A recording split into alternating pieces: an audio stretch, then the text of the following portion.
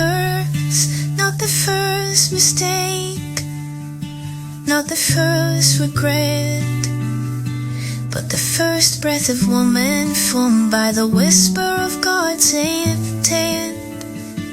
Not pulled from the dust like Adam, but from the side, close to his heart, because even in creation God was writing poetry. Year of life giver, image bearer, a reflection of divine fingerprints wrapped in flesh and freedom.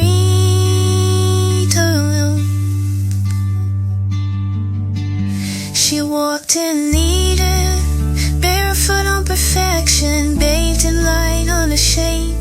But freedom without trust can become a snare.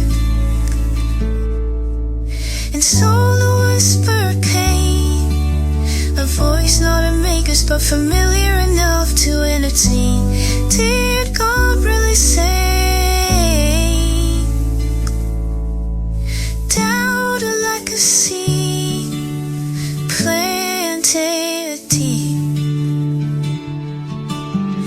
Eve, life giver, image bearer, a reflection of divine fingerprints wrapped in flesh and freedom.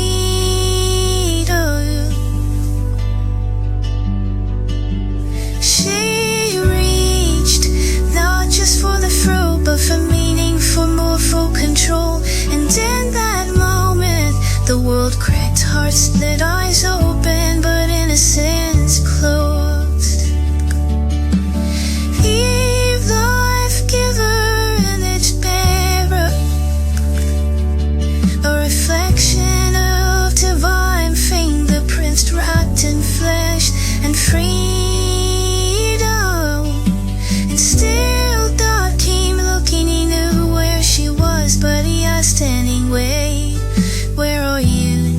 Not to shame, but to seek, not to condemn, but to cover.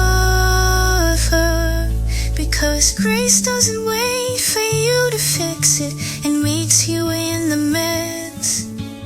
He clothed her with mercy, you let her carry consequence. Yes, but also purpose.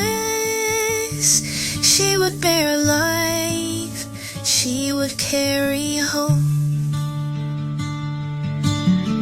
Eve, life giver, image bearer, the reflection of divine fingerprints wrapped in flesh and freedom.